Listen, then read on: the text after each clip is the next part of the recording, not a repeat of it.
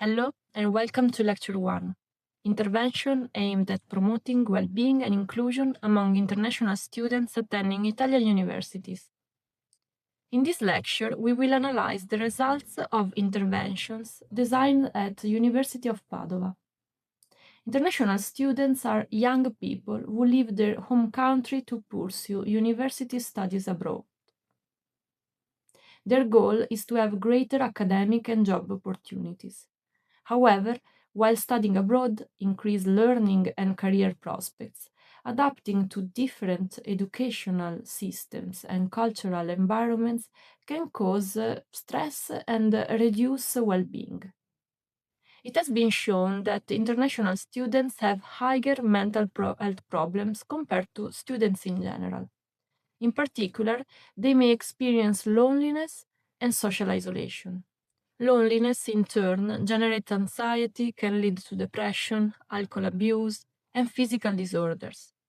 Therefore, psychological and social intervention are needed to support the mental well-being of international students. In a study performed at the University of Padova, Cipolletta and colleagues compared the effectiveness of three interventions. Participants were students mainly from non-European countries. They were attending courses at different levels, from bachelor to doctoral degrees. Participants were assigned to one of three conditions. The first was defined as blended. A group of 5 students met once a week for 8 weeks. The encounter in person lasted an hour and a half.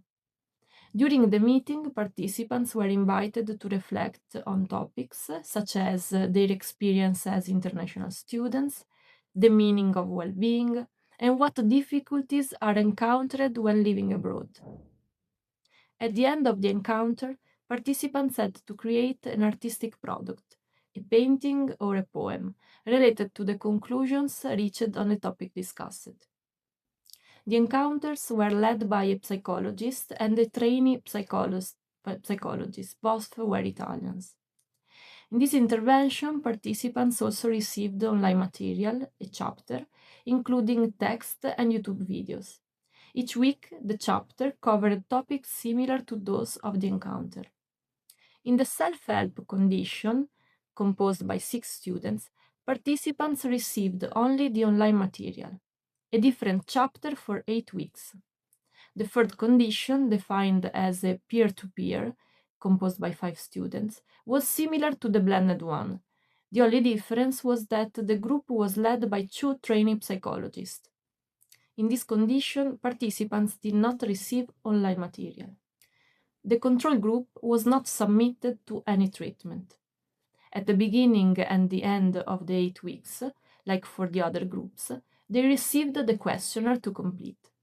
Results indicated a higher level of satisfaction with the intervention in the blended and peer-to-peer conditions. However, participants' expectations were primarily met by the blended condition. Regarding the test applied before and after the intervention, it was found that during the 8 weeks, the sense of loneliness had increased in the control group and decreased in the peer-to-peer condition.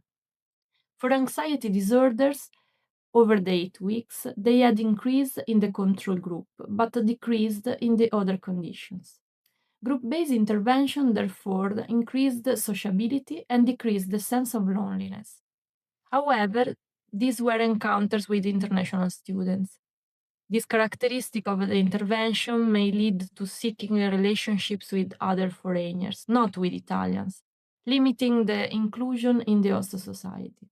In the next lectures, we will discuss intergroup contact as a strategy to promote inclusion and well-being of international students. We will start with the construct of social well-being.